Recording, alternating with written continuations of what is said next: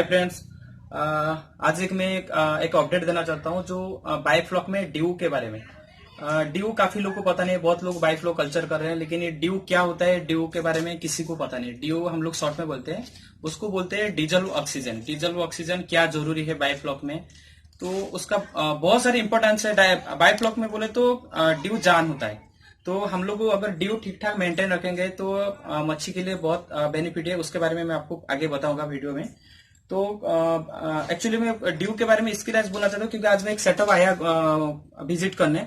तो ये सेटअप में रिंग ब्लर लगा हुआ है, क्योंकि मैं काफी सारे डाइपो में आपको वीडियो दिखाया था। तो रिंग ब्लर में काफी जगह सेटअप लगा है, लेकिन ये रिंग ब्लर का वीडियो में डाला नहीं था। तो मैं सोचा कि आज रिंग ब्लर में का एक डाल देता हूँ।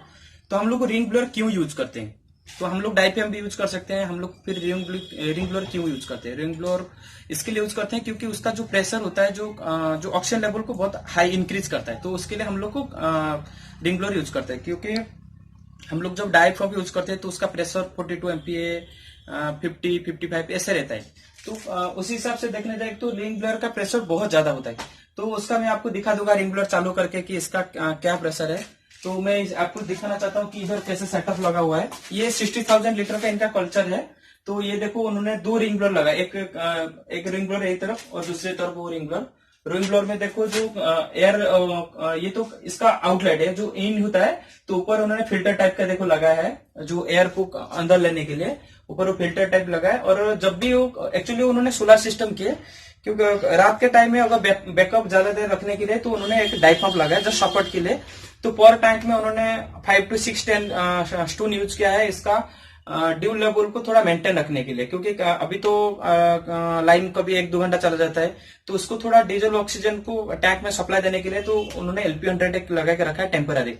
तो बाकी टाइम उनका रिंग ब्लोअर चला रहता है। वो ऑटोमेटिक सेंसर सिस्टम लगा हुआ है, हर 4 आवर्स में वो ऑटोमेटिक अपडेट होता रहता है। ये 4 घंटा चलता है तो फिर 4 घंटे के बाद वो दूसरा वाला चलता है। तो जो भी मैं वो तो आपको रिंग ब्लोअर चला के दिखा दूंगा, उसका प्रेशर क्या है कैसा है। आपको मैं ये सेटअप दिखा देता हूं आपको। ये देखो उनका सेटअप है। मैं अभी रिंग ब्लोअर भी आपको चालू करके दिखा देता हूं। ये देखो उनका 3 टैंक है। तो ये टोटल 20,000 लीटर का टैंक है। तो उन्होंने कुल मिला के इसका 60,000 है। इनका एरिएशन सिस्टम बहुत जबरदस्त किया है। देखो उन्होंने ये जो लगा है ब्लैक कलर का, ये एयर ऑक्सी ट्यूब के लिए, और वो जो व्हाइट कलर लगा है वो एयर स्टोन के लिए। ये टैंक में 1 2 3 4 5 6 स्टोन लगा है। ऐसे हर टैंक में 6 स्टोन लगा उन्होंने, क्योंकि जब भी लाइन चला जाता है उसका बैकअप के लिए, जैसे मैंने बताया।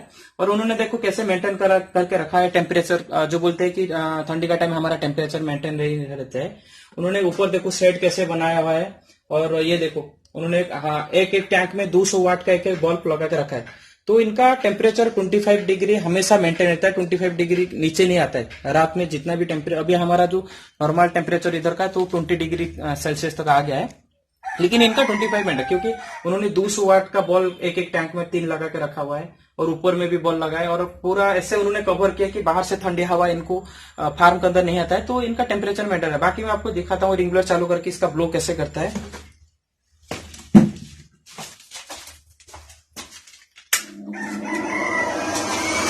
अभी एक ही रिंग ब्लोअर हमने चलाया, अभी इधर दिखाता हूँ कि कैसे ब्लो कर रहा है।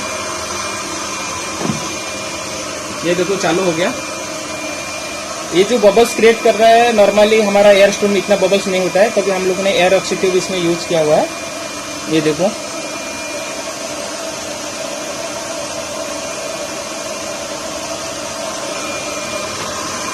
बस फ्रेंड्स, मैं और एक चीज आपको बोलता हूँ कि ड्यू के बारे में मैंने बताया, क्योंकि ड्यू क्या क्या इंपॉर्टेंट होता है बायोफ्लॉक को, उसके बारे में आपको आगे।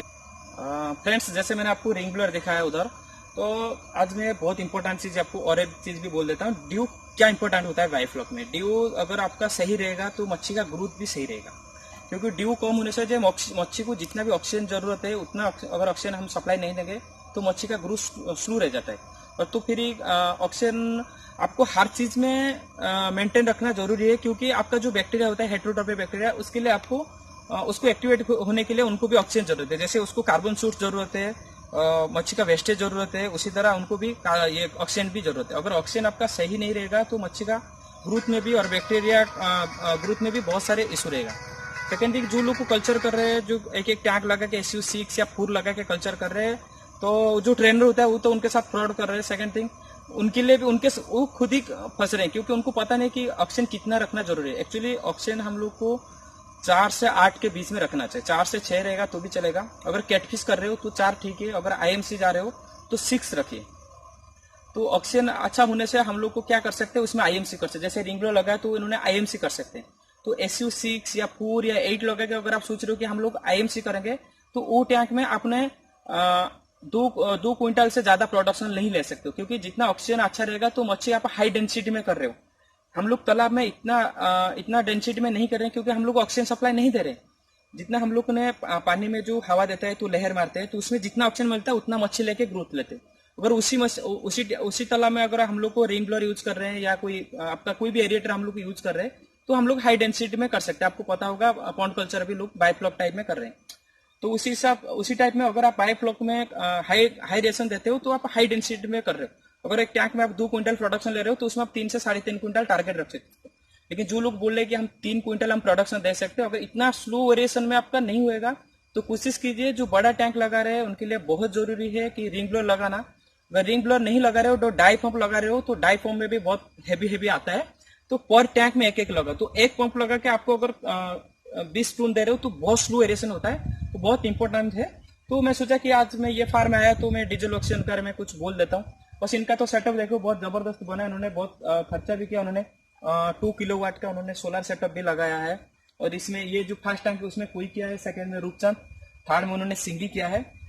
सिंगी में थोड़ा इशू है। सिंगी ठंडी टाइम में सर्वाइव नहीं करते। सिंगी का मोर्टालिटी थोड़ा हो रहा है, जो भी हम लोग ने तो उसका ट्रीटमेंट अभी चालू किया है। बाकी बस फ्रेंड्स मेरे को यही अपडेट देना था। फ्रेंड्स मेरा वीडियो अगर अच्छा लग रहा है प्लीज लाइक एंड सब्सक्राइब कर देने का। Bye friends.